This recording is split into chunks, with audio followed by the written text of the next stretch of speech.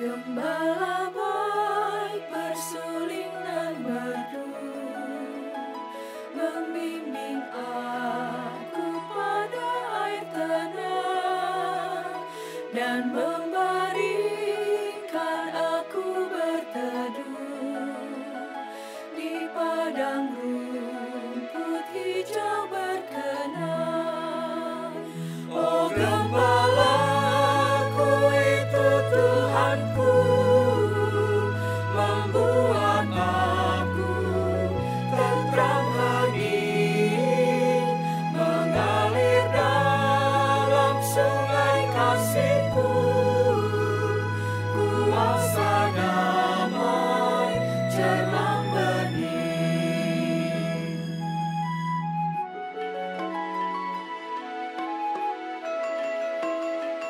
Kepada domba haus dan lesu, gembala baik memberikan air segar.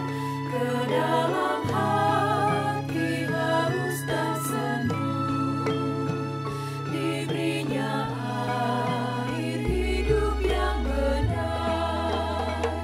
Oh, gembalaku itu Tuhanku, membuat aku tentram hening, mengalir dalam sungai kasih-Ku, kuasa damai jelang bening.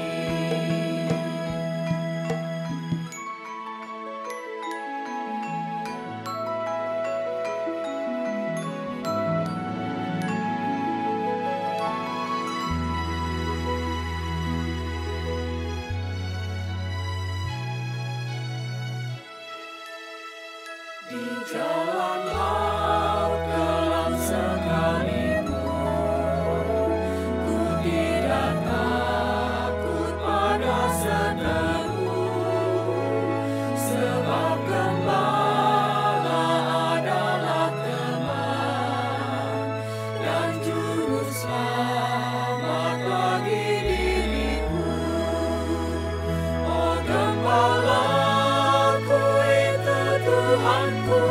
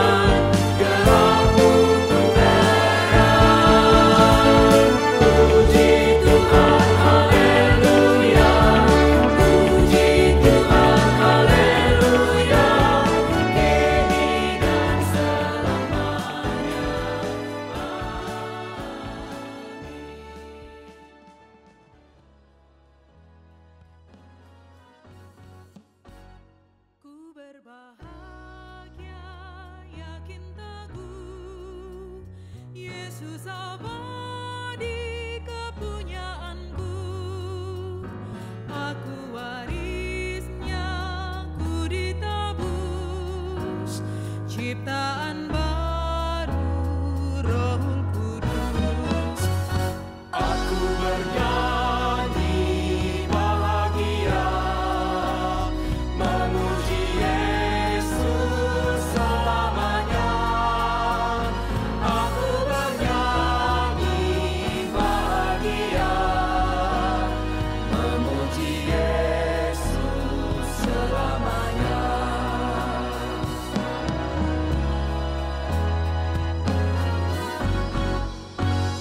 Pasrah sempurna, nikmat penuh, suka sorgawi melimpahiku. Lagu malaikat amat merdu, kasih dan rahmat besertaku. Aku bernyanyi bahagia, memuji Yesus selamanya. Aku bernyanyi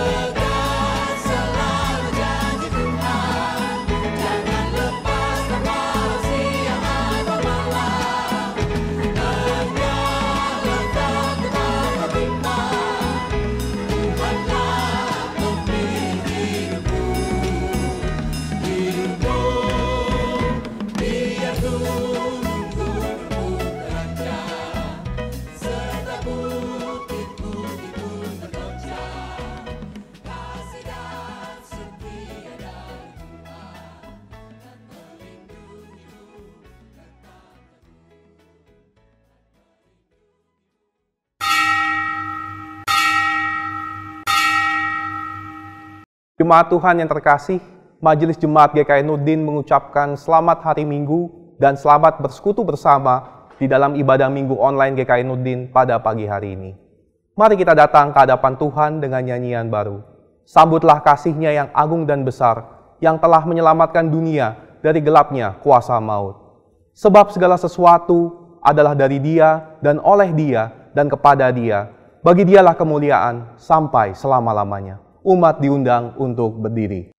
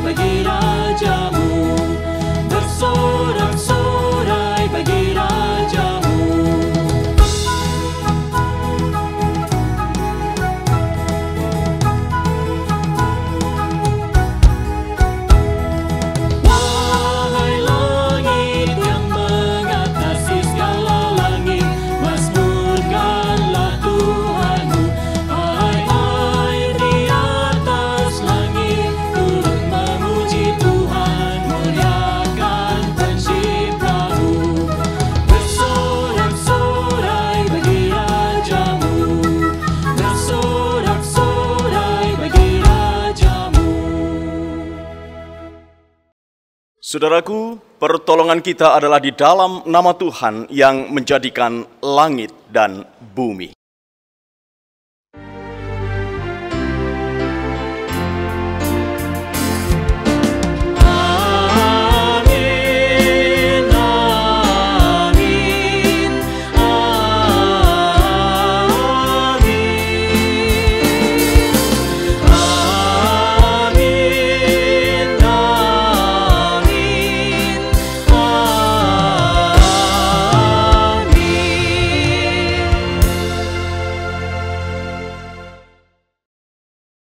Tuhan beserta saudara. Dan beserta saudara juga. Silakan duduk. Umat Tuhan yang terkasih, besok kita akan memperingati Hari Kemerdekaan bangsa kita, Indonesia. Sejarah mencatat bahwa Indonesia berhasil merebut kemerdekaannya karena perjuangan para pahlawan yang tidak gentar menghadapi para penjajah. Tidak ada ruang bagi perselisihan karena perbedaan ras, suku, agama, dan identitas lainnya. Namun, di dalam kehidupan kita dewasa ini, kita seringkali menjumpai hal yang sebaliknya. Justru ketika bangsa ini telah merdeka dari penjajah di dalam kesatuan yang utuh, kita seakan-akan malah sibuk berusaha membedakan dan memisahkan diri dari yang lain. Kasih Tuhan adalah kasih lintas batas. Dia merengkuh saudara, saya, mereka, dan siapapun yang bersedia menerimanya. Lalu, siapa kita yang berani mengkotak-kotakan sesama kita dalam label-label tertentu, memisahkan diri, merasa diri paling baik, bahkan terkadang merendahkan orang atau kelompok lain. Akibatnya, banyak aspek dan kebutuhan dalam hidup kita sebagai bangsa dan secara khusus gereja yang luput dari perhatian kita. Jika kita kembali merenung, apakah benar hal itu yang Tuhan kehendaki atas kita yang menyandang status sebagai anak-anak-Nya? Mari kita berdoa untuk mengakui dosa dan kesalahan kita di hadapan Tuhan secara pribadi.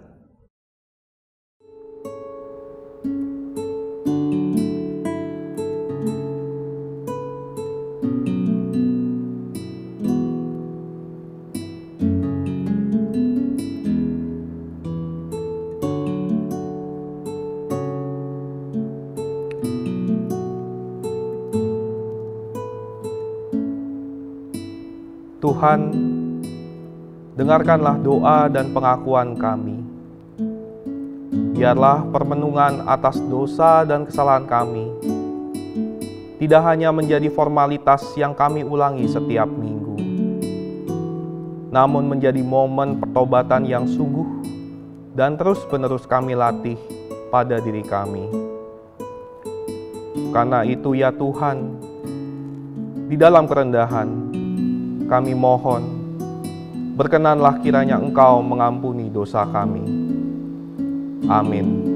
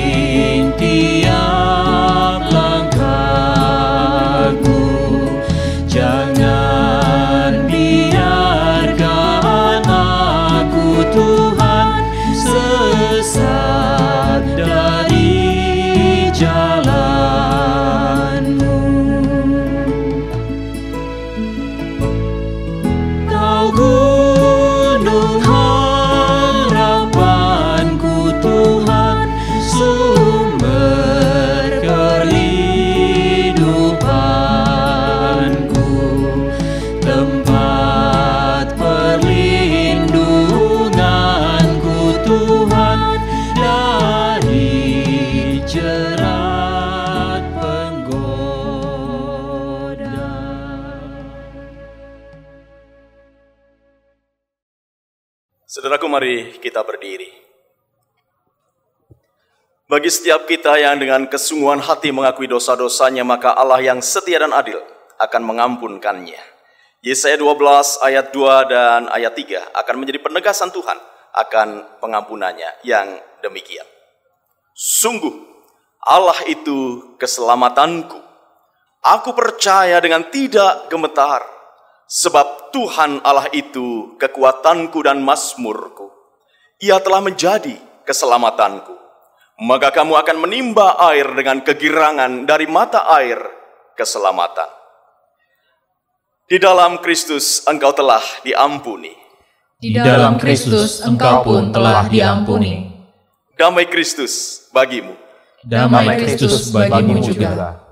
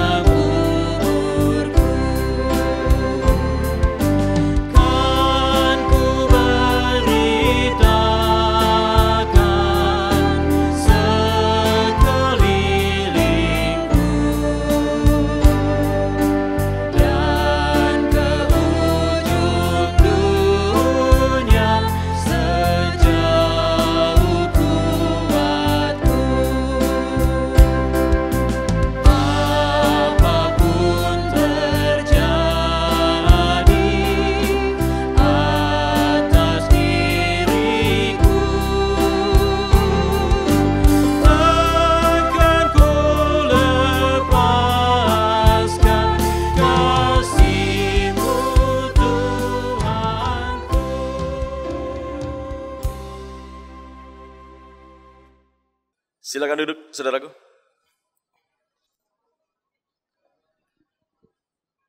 Mari saudaraku, sebelum kita bersama-sama memasuki pemberitaan firman Tuhan, kita akan memohon pertolongan Roh Kudus. Mari kita berdoa.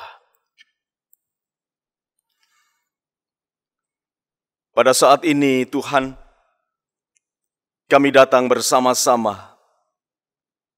Kami memohon berkat-Mu untuk pemberitaan sabda firman-Mu. Kuasailah hati dan pikiran kami, agar sabda firman Tuhan yang akan kami dengarkan ini tidak berlalu dengan sia-sia. Urapi lidah bibir hamba-Mu ini, Bapa, yang penuh dengan kelemahan dan cacat celah. Pakailah untuk menjadi alat-Mu di dalam menyampaikan sabda kebenaran-Mu. Bersabdalah, ya Tuhan, kami semua siap mendengarkan. Di dalam nama Tuhan Yesus Kristus kami berdoa. Amin. Kita berdiri untuk menyambut Injilnya.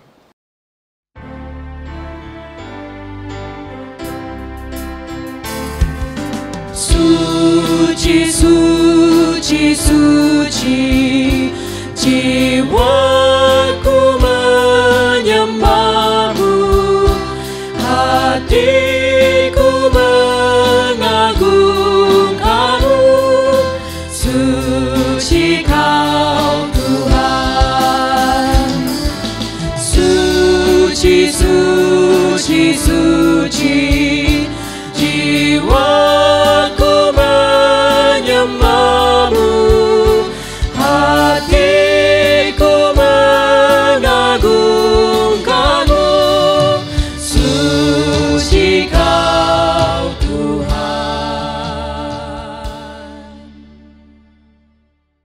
Saudaraku, bacaan Injil melalui kitab Injil Tuhan Yesus Kristus menurut Matius pasal 15 ayat 21 sampai 28 yang demikian.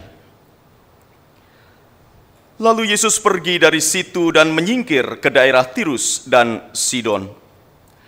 Maka datanglah seorang perempuan Kanaan dari daerah itu dan berseru, "Kasihanilah aku ya Tuhan, anak Daud, karena anakku perempuan kerasukan setan dan sangat menderita."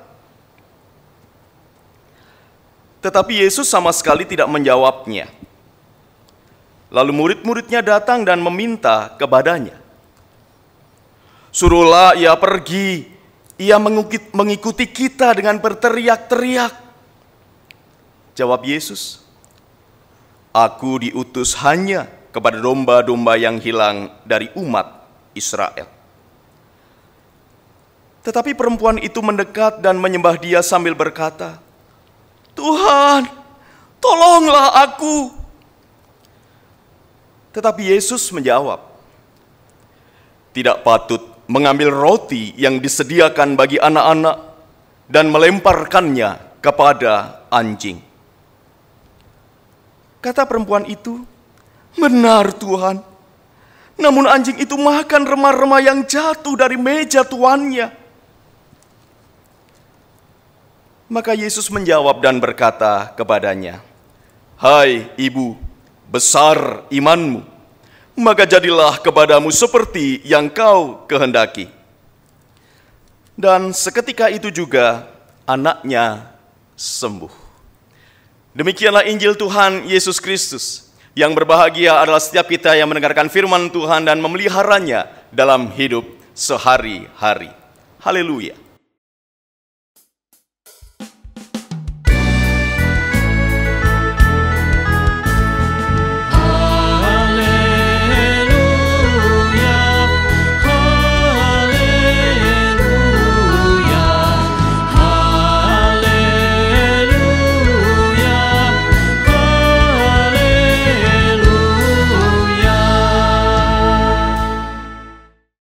Shalom Aleihim, selamat hari Minggu, saudaraku. Pada hari Minggu ini kita bersama-sama mengupas tema kasih lintas batas. Dan menurut saya ini menjadi sesuatu yang menarik. Kenapa? Karena hari ini adalah H-1 sebelum 17 Agustus yang kita peringati bersama sebagai hari ulang tahun kemerdekaan Republik Indonesia. Nah, terkait dengan kemerdekaan Republik Indonesia, saudaraku, rasanya menjadi tepat, menjadi pas ketika kita juga berbicara tentang istilah kalimat yang sering diucapkan, aku Indonesia, aku Pancasila. Ya. Pertanyaannya adalah, betul nggak aku Indonesia, aku Pancasila?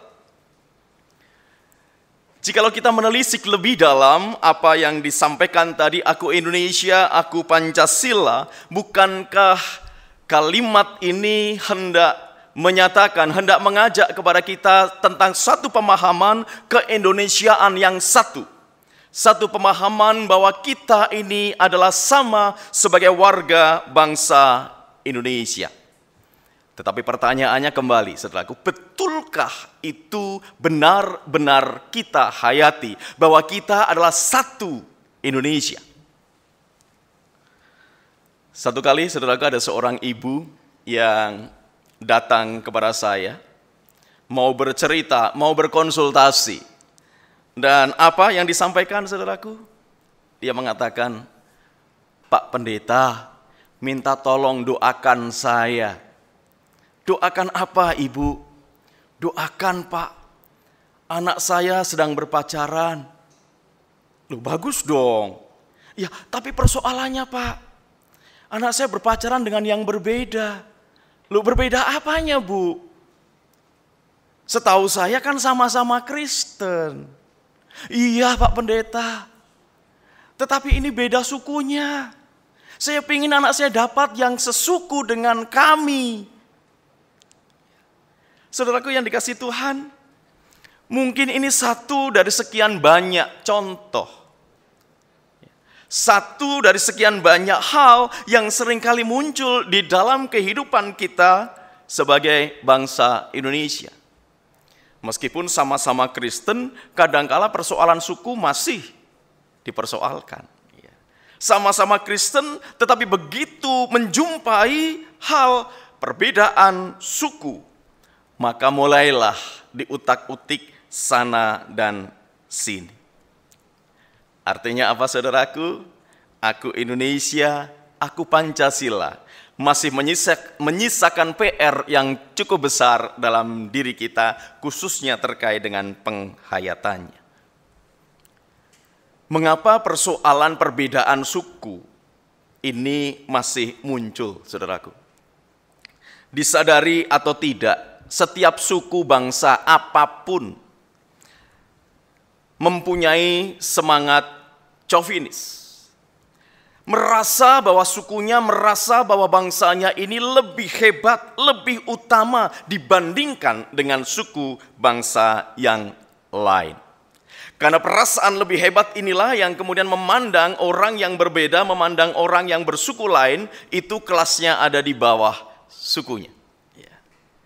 Saudaraku yang dikasihi oleh Tuhan Yesus Kristus, konteks yang semacam itulah, konteks tentang keunggulan bangsa atau suku bangsa inilah yang membungkus atau menjadi latar belakang peristiwa yang dikisahkan oleh Matius pasal 15 ayat 21 sampai 28 ini.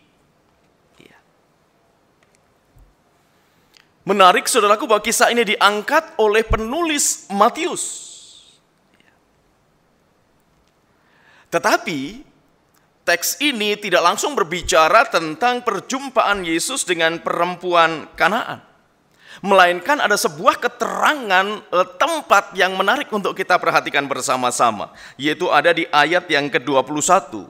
Lalu Yesus pergi dari situ dan menyingkir ke daerah Tirus dan Sidon. Artinya Yesus bersama dengan rombongan para muridnya ini menyingkir ke daerah Tirus dan Sidon. Lokasinya bukan di Yudea. Karena Tirus dan Sidon pada zaman itu masuk dalam provinsi Syria. Nah, kalau daerah Tirus dan Sidon itu masuk ke provinsi Syria, bukan provinsi Yudea, itu berarti, saudaraku, bahwa Tirus dan Sidon itu dihuni oleh sebagian besar orang-orang non-Yahudi. Artinya konteks di mana Tuhan Yesus pada waktu itu pergi adalah daerah non-Yahudi. Sementara kita tahu, saudaraku, Injil Matius ditulis oleh penulis Injil ini, saudaraku, untuk dialamatkan, untuk ditujukan sebagai sebuah pengajaran kepada orang-orang Kristen yang berlatar belakang Ibrani, berlatar belakang Yahudi. Jadi konteksnya adalah konteks non-Yahudi, memuat kisah di situ, dan apa yang dimuat dalam kisah itu sekarang disampaikan kepada orang-orang Kristen Ibrani. Rasanya, saudaraku, secara psikologi, maka para pembaca yang berlatar belakang Ibrani ini, saudaraku, tentu akan berpikir, pasti Yesus akan mengambil sikap untuk tidak melakukan pelayanan di daerah non-Yahudi. Pasti Yesus akan mengambil sikap untuk tidak bersentuhan atau tidak berelasi atau tidak memberikan pertolongan kepada orang-orang non-Yahudi. Karena sifat chauvinis tadi. Orang Yahudi merasa umat pilihan, umat yang lebih utama dibandingkan dengan bangsa-bangsa lain. Tetapi saudaraku, mari kita boleh melihat apa kemudian yang terjadi di dalam dialog dalam teks kita ini. Disebutkan seorang perempuan Kanaan datang kepada Yesus. Artinya perempuan Kanaan ini tentu tempat tinggalnya di wilayah itu. Namun yang menjadi menarik adalah perempuan ini datang kepada Yesus. Bukankah ini menunjukkan bahwa reputasi Tuhan Yesus atau nama Tuhan Yesus ini sudah sampai ke wilayah provinsi Syria, khususnya Tirus dan Sidon? Perempuan Kanaan ini mengenal atau setidaknya tahu dan mendengar nama Yesus ini. Dan karena dia tahu dan mengenal nama ini bersama dengan reputasi Tuhan Yesus, tentunya kemudian perempuan ini datang dan berharap bahwa Yesus yang dia dengar namanya itu akan dapat memberikan pertolongan. Ada sebuah pengharapan besar. Tetapi Yesus diam. Yesus tidak bereaksi. Kenapa? Tidak tahu, saudaraku. Tetapi tampaknya perempuan ini masih terus memohon. Bahkan kalau kita perhatikan apa yang dikatakan oleh para murid, saudaraku, perempuan ini sampai berteriak-teriak. Artinya ada sebuah pengharapan besar bahwa Tuhan Yesus akan mendengarkan perempuan ini dan Tuhan Yesus akan menolong pergumulannya. Bagi sang perempuan ini, saudaraku, anaknya yang sedang sakit adalah hal yang penting. Sehingga anak ini harus disembuhkan. Dan siapa yang bisa menyembuhkan? Dia yakin dan percaya Tuhan Yesus yang dapat menyembuhkan. Cuma sekarang persoalannya ada sebuah batas. Ada sebuah garis yang memisahkan. Yaitu Yesus orang Yahudi bersama dengan para muridnya. Dan perempuan ini adalah orang Kanaan. Rupanya teriakan perempuan ini cukup mengganggu para murid sampai kemudian para murid mengatakan kepada Tuhan Yesus, "Suruhlah ia pergi." Karena perempuan ini berteriak-teriak. Mari kita lihat, saudaraku, bagaimana sikap para murid. Rasanya sikap para murid, saudaraku, mewakili sikap orang Yahudi pada umumnya. Bukannya kemudian meminta kepada Tuhan Yesus, "Tuhan, tolong deh sembuhkan. Tuhan, tolong deh perempuan ini." Tidak, saudaraku. Para murid justru mengatakan, "Suruhlah dia pergi." Dengan kata lain, ya sudah Tuhan, orang itu berbeda. Dia perempuan Kanaan, suruh pergi saja daripada mengganggu. Ya. Saudaraku, reaksi Tuhan Yesus menarik. Karena kemudian dia mengatakan, dan kalau kita lihat konteksnya, Tuhan Yesus menyebutkan itu bukan kepada perempuan, tetapi kepada para murid. Meskipun mungkin perkataannya cukup keras, sehingga didengar juga oleh perempuan ini, saudaraku. Yesus mengatakan, tidak patut mengambil roti yang disediakan bagi anak-anak dan melemparkannya kepada anjing. Perempuan ini tahu bahwa sebetulnya kehadirannya di hadapan Tuhan Yesus dan murid-muridnya tidak dikehendaki oleh para murid, karena para murid meminta Yesus mengusir, tetapi perempuan ini tetap kekeh dengan pengharapannya. Tolonglah aku. Makanya saudaraku, kemudian Tuhan Yesus mengatakan, tidak baik roti diberikan kepada seekor anjing.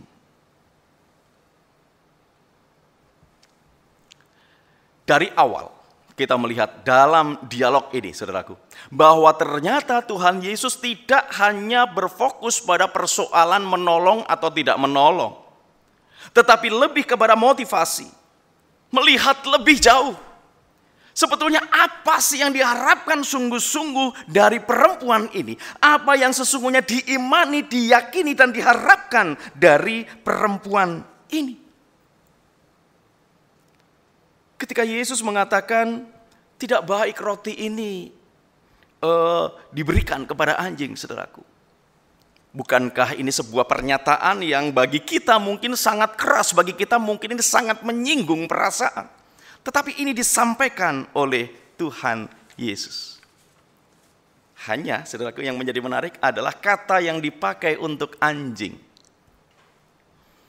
Ada dua kata dalam bahasa Yunani, saudaraku, yang dipakai untuk anjing. Satu menunjuk kepada anjing liar atau anjing yang tidak dipelihara, bukan anjing peliharaan orang. Dan yang kedua menunjuk kepada anjing peliharaan, anjing yang disayang. Dan kata yang dipakai untuk kata anjing ini adalah menunjuk pada anjing peliharaan. Nah, kalau kemudian anjing ini adalah anjing peliharaan, saudaraku, ini semakin menarik untuk kita lihat. Ya. Dalam banyak pengalaman kehidupan kita, kita melihat bagaimana orang begitu sangat sayang dengan peliharaannya, khususnya anjing. Bahkan ada orang yang rela mengeluarkan uang yang banyak untuk memberikan pengobatan kepada anjingnya yang sakit misalnya. Bahkan saya pernah mendengar cerita, ada seorang anggota jemaat yang kemudian merayakan ulang tahun kelahiran anjingnya. Dengan roti tart dan kemudian mengundang komunitas pencinta anjing. Artinya apa, saudaraku? Anjing peliharaan ini bukan cuma sekedar anjing, meskipun sama-sama bagi orang Yahudi itu najis. Tetapi perlakuan terhadap anjing peliharaan dan anjing liar tentu berbeda, karena anjing peliharaan ini pasti dianggap menjadi bagian dari keluarga. Jadi kalau Tuhan Yesus menyebutkan bahwa roti ini nggak baik untuk anjing, dan anjing ini adalah anjing keluarga, bukankah kemudian kata atau kosakata yang dipakai oleh Tuhan Yesus mau menyebutkan seandainya anjing ini dianalogikan kepada perempuan Kanaan ini, dari kata anjing ini saja, saudaraku, kita sudah dapat melihat bahwa ternyata Yesus memandang perempuan ini bukan sebagai orang yang dibenci, bukan sebagai orang yang layak untuk diusir, bukan. Tetapi bagian dari keluarga. Meskipun memang roti ini tidak patut diberikan kepada anjing, karena roti ini pada hakikatnya adalah makanan manusia. Apa yang hendak dituju dengan Tuhan Yesus mengatakan begitu, saudaraku? Tuhan Yesus hendak melihat motivasi. Tuhan Yesus hendak melihat iman perempuan ini. Yesus membutuhkan konfirmasi iman. Yesus membutuhkan penegasan lagi akan keyakinan perempuan ini bahwa dia yakin Yesus mampu menyembuhkan. Makanya kemudian perempuan ini mengatakan, iya, memang tidak makan rotinya, tetapi makan remah-remahnya. Kalaupun bukan dapat yang utama, kalaupun bukan mendapatkan roti yang dimakan oleh tuannya, aku masih bisa mendapatkan berkat dari remah-remah yang jatuh dari meja tuannya.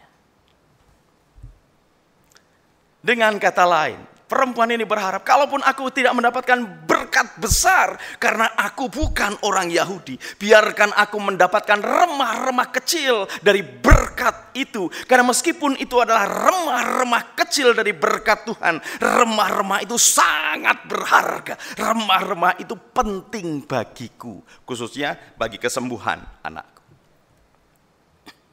Indah sekali saudaraku, sebuah keteguhan iman. Makanya kemudian di akhir dialog Yesus mengatakan, "Hai ibu besar imanmu." Bagi Tuhan Yesus, saudaraku, apa yang dilakukannya sesungguhnya adalah mewujudkan konsistensi Allah akan kasih dan pertolongannya bagi dunia. Di dalam Injil Yohanes kita boleh membaca, karena begitu besar kasih Allah akan dunia ini. Akan dunia ini, saudaraku, dan kita tahu dunia itu isinya macam-macam orang. Banyak orang yang berbeda-beda. Dan kasih Allah itu diberikan untuk dunia. Kalau kemudian Tuhan Yesus tidak menolong perempuan ini gara-gara dia adalah orang Kanaan, maka konsistensi ini harus digugat. Sikap Allah ini harus digugat, saudaraku. Tetapi ternyata Tuhan Yesus konsisten dengan sikap Allah untuk mengasihi dunia. Makanya dalam rangka konsistensi Allah itu yang melampaui batas, maka kita harus melihat dialog ini, saudaraku, sebagai sebuah dialog bukan penolakan, tetapi dialog untuk menggali motivasi, menggali iman. Seberapa dalamkah pengharapan kita atau keyakinan kita kepada pertolongan Tuhan Yesus. Kasih yang universal, inilah kasih yang dipraktekkan oleh Tuhan Yesus. Tidak dibatasi oleh sekat apapun. Bahkan kita juga membaca, saudaraku, dalam bagian lain Injil Matius disebutkan, bukankah matahari ini terbit bagi semua orang baik ataupun orang jahat. Artinya kalau matahari ini terbit bagi orang baik dan orang jahat, artinya juga bahwa matahari ini bersinar bagi semua orang, gak peduli sukunya apa, kan begitu, saudaraku. Demikian juga kasih Allah. Kasih Allah dilimpahkan, kasih Allah diberikan, kasih Allah dicurahkan untuk semua manusia.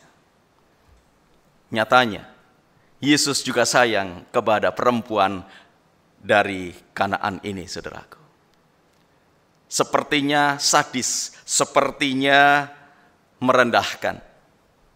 Tetapi ternyata dalam istilah anjing itu ada nuansa kasih sayang. Bahwa Tuhan Yesus sungguh mengasihi perempuan dari Kanaan ini, khususnya anaknya yang sedang sakit. Karena Tuhan Yesus menyebutkan, jadilah kepadamu seperti yang kau kehendaki. Dan apa yang dikehendaki oleh perempuan ini adalah kesembuhan anaknya. Saudaraku yang dikasihi oleh Tuhan Yesus Kristus, jika kita menyebut bahwa kita adalah pengikut Kristus, jika kita menyebut bahwa kita adalah murid-murid Kristus, bukankah murid itu harus mengikuti teladan sang guru? Kalau sang guru itu mempraktekkan sebuah kasih yang lintas batas, mempraktekkan kasih yang untuk semua manusia tanpa memandang sukunya, maka bukankah kita harus berlaku hal yang demikian? Bukankah kita juga harus meneladani apa yang dilakukan dan dikaryakan oleh Tuhan Yesus sebagai salah satu wujud aplikasi kecintaan kita dan kasih kita kepada Allah? Bukankah jikalau kita mengasihi Allah, itu berarti kita juga mengasihi sesama kita? Terlebih menjelang peringatan dan perayaan ulang tahun kemerdekaan Republik Indonesia. Setiap kita sebagai anak-anak Tuhan dipanggil untuk juga mewujud nyatakan kasih dan perhatian kita kepada Indonesia. Kasih dan perhatian kita kepada persekutuan, kepada rumah besar kita yang namanya Indonesia ini, saudaraku. Aku Indonesia, aku Pancasila. Rasanya kembali menggelitik kita. Karena kita disebut sebagai Gereja Kristen Indonesia, bukan Gereja Kristen di Indonesia. Indonesia bukan rumah kos, tetapi Indonesia adalah rumah tinggal kita. Di mana kita tinggal, disitulah kita membangun, di situ kita membangun, di situ kita memelihara. Dan ketika di situ kita memelihara, itu berarti kita berupaya dengan sungguh-sungguh untuk kebaikan Indonesia. Terlebih di masa pandemi, mari kita juga wujudkan sayang kita wujudkan kasih kita lintas batas. Menggunakan masker ketika berada di luar rumah. Rasanya ini adalah wujud sederhana dari kasih lintas batas. Karena setiap kali kita menggunakan masker, sesungguhnya kita sudah menjadi pahlawan bagi orang-orang lain. Karena dengan menggunakan masker itu berarti kita berupaya atau ikut ambil bagian dalam pencegahan penyebaran COVID-19. Belum lagi hal yang lain, saudaraku. Mungkin kita berbeda dengan tetangga kita. Mungkin kita berbeda dengan orang-orang lain di kantor kita. Tetapi biarkanlah kasih Kristus itu mengalir dalam hidup kita. Kasih Kristus itu mengalir melalui pemikiran, tutur kata, dan sikap hidup kita. Sehingga melalui diri kita biarlah nama Tuhan dimuliakan. Bukankah hidup kita adalah kitab yang terbuka? Biarlah setiap orang yang membaca kitab yang terbuka itu melihat Yesus di dalam kita. Dan ketika orang lain melihat Yesus di dalam kita, maka orang itu pun boleh merasakan kasih yang keluar dari Tuhan Yesus melalui apa yang boleh kita katakan, pikirkan, dan lakukan. Yakinlah, saudaraku, bahwa kita tidak sendiri. Yakinlah, saudaraku, bahwa Tuhan akan mampukan dan tolong kita. Mari kita boleh wujudkan kasih yang lintas batas tadi. Kasih yang universal untuk dunia ini. Selamat berjuang, saudaraku. Tuhan Yesus memberkati. Amin. Saat teduh bagi kita.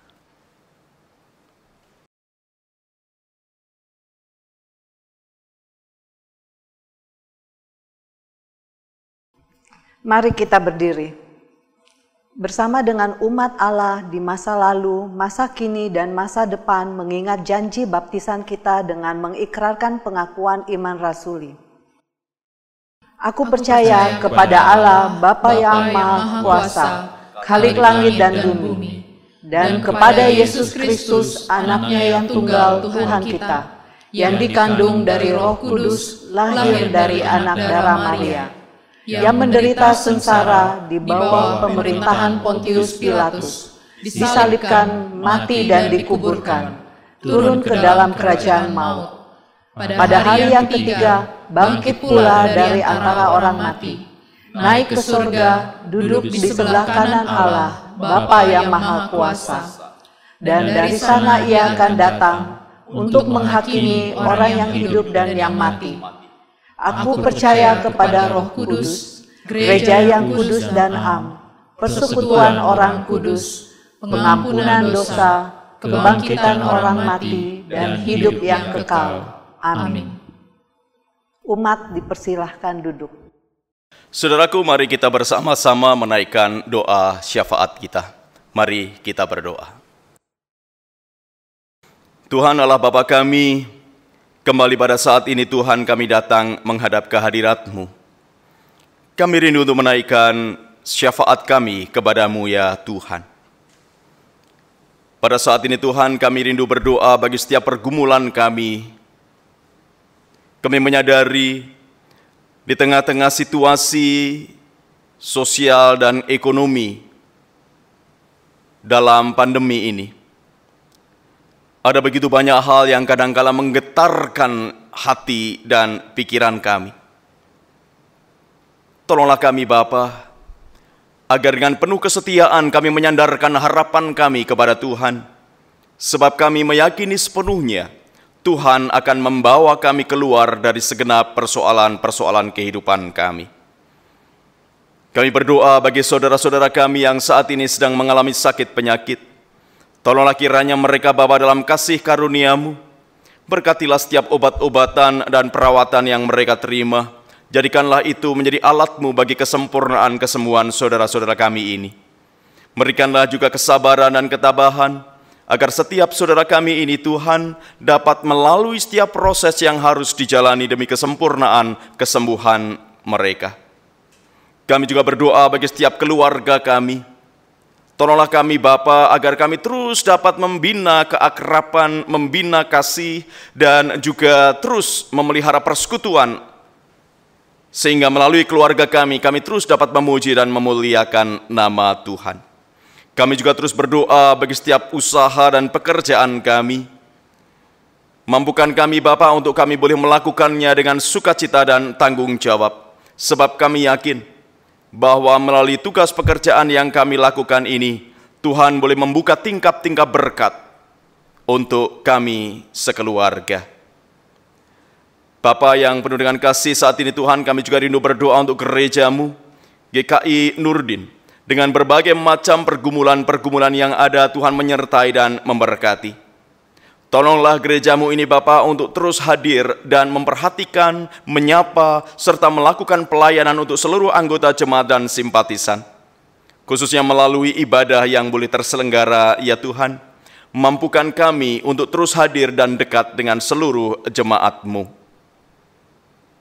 Untuk setiap program kerja yang sudah direncanakan, mampukan kami untuk mewujudkannya, meskipun kami sadar bahwa ada begitu banyak hal yang harus kami sesuaikan karena situasi dan kondisi yang ada di tengah pandemi ini. Tolonglah kami Bapa untuk juga terus hadir di tengah-tengah Jakarta dan sekitarnya ini, untuk juga terus menunjukkan kehadiran kami yang memperhatikan lingkungan sekitar kami.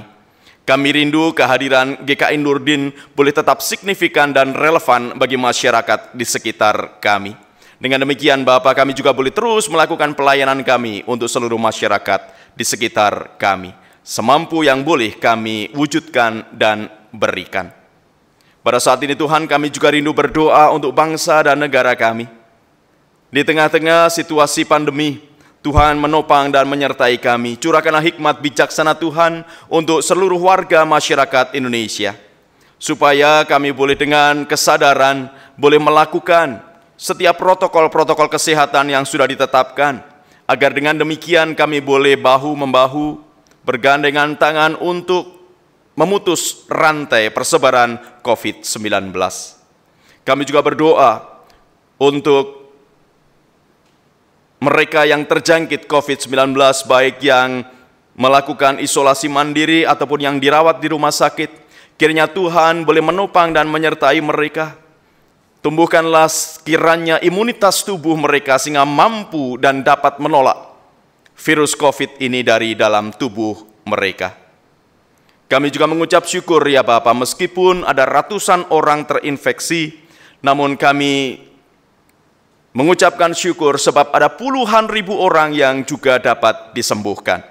Kami berdoa untuk mereka yang ada di garda terdepan, dokter, perawat, para medis, tenaga laboratorium, tenaga kebersihan rumah sakit, dan setiap yang terlibat dalam upaya pencegahan dan upaya penyembuhan COVID-19. Tuhan memberkati mereka.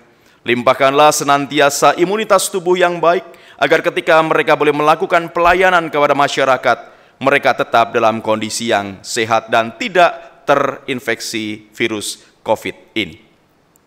Bapa yang penuh dengan kasih, kami juga berdoa untuk pemerintah kami, Presiden, Wakil Presiden bersama jajaran para menteri yang terus berupaya untuk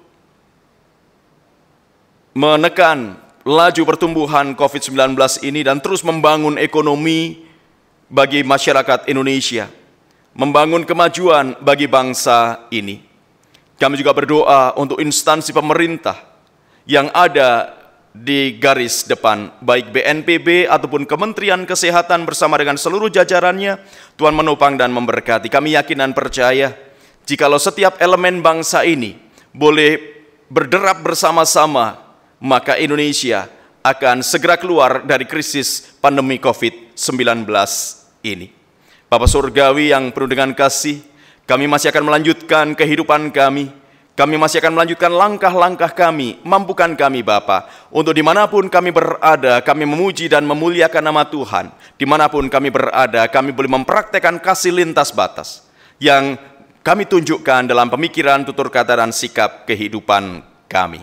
Terima kasih Tuhan Yesus, terima kasih. Kami naikkan doa ini ke dalam nama-Mu. Amin. Umat Tuhan, marilah menyatakan syukur pada Allah melalui persembahan kita. Mazmur 52 ayatnya ke-11 mengatakan, Aku hendak bersyukur padamu selama-lamanya, sebab Engkaulah yang bertindak. Karena nama-Mu baik, aku hendak memasyurkan di depan orang-orang yang Kau kasihi. Saudara dapat mengirimkan persembahan melalui nomor rekening GKI Nurdin yang tertera pada layar, atau yang juga dimuat di dalam Warta Jemaat Online. Saudara juga dapat memasukkannya ke dalam amplop untuk kemudian dibawa saat kita sudah bisa beribadah bersama di gedung gereja.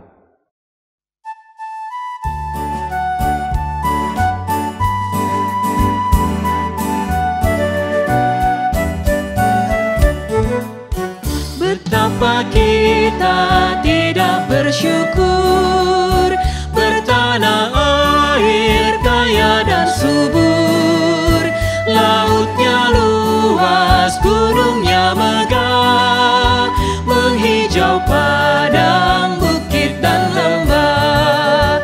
Itu semua berkat karunia Allah yang agung maha kuasa. Itu semua berkat karunia Allah yang agung maha kuasa.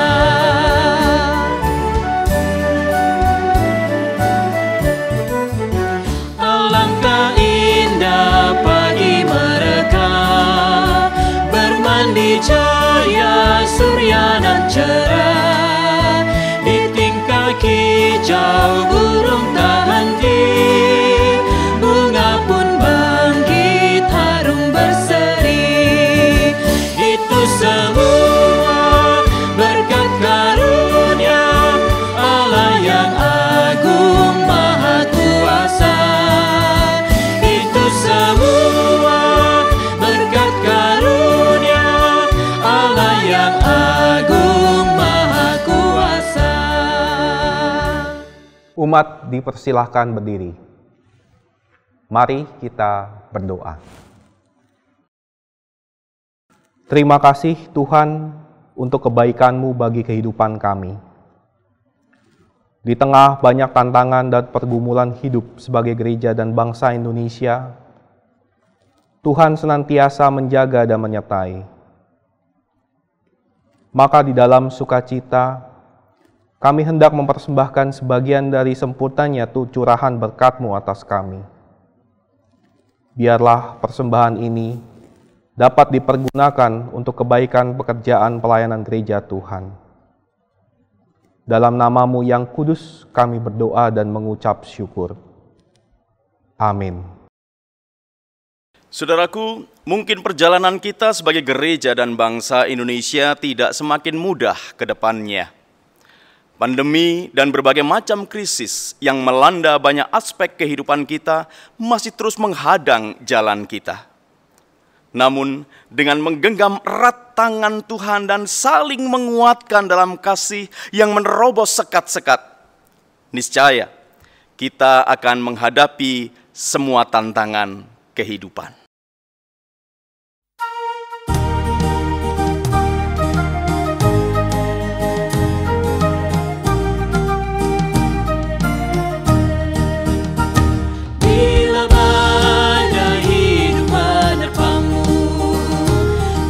Cobaan pun datang mengganggu, hanya satu janji harapan-Mu, ya janji Tuhan-Mu pegang teguh. Biar gunung-gunung pun beranjak, serta bukit-bukit pun bergoncang,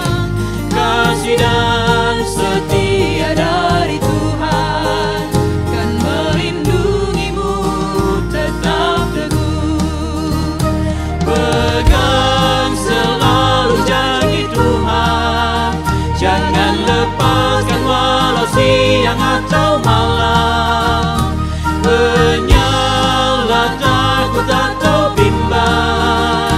Tuhanlah pemilik hidupmu, hidupmu. Biar gunung-gunung pun beranjak, serta bukit-bukit pun bergoncang. Kasih dan setia dari Tuhan kan melindungimu, tetap teguh, kan melindungimu, tetap teguh. Saudaraku, arahkanlah hatimu kepada Tuhan. Kami mengarahkan hati kami kepada Tuhan. Jadilah saksi Kristus. Syukur kepada Allah, Terpujilah Tuhan. kini dan selamanya. Dan terimalah berkat dari Tuhan. Tuhan memberkatimu. Tuhan melindungimu. Tuhan menyinari engkau dengan wajah-Nya. Tuhan memberi kasih karunia, menghadapkan wajah-Nya padamu. Tuhan memberi engkau damai sejahtera.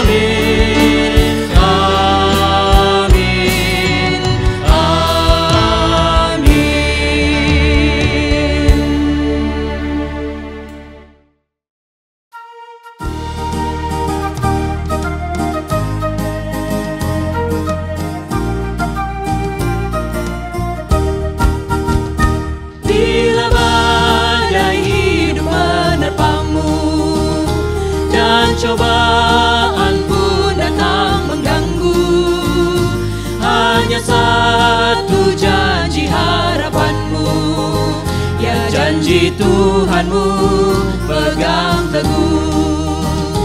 Biar gunung-gunung pun beranjak, serta bukit-bukit pun bergoncang. Kasih dan setia dari Tuhan kan melindungimu, tetap teguh. Pegang selalu janji Tuhan, jangan lepaskan walau siang atau malam. Hanyalah takut atau bimbang, Tuhanlah pemilik hidupmu, hidupmu. Biar gunung-gunung pun beranjak, serta bukit-bukit pun bergoncang. Kasih dan setia dari Tuhan kan melindungimu, tetap teguh, kan melindungimu, tetap teguh. Ibadah telah selesai, umat dipersilahkan duduk dan bersaat teduh. Selamat hari Minggu, Tuhan Yesus memberkati.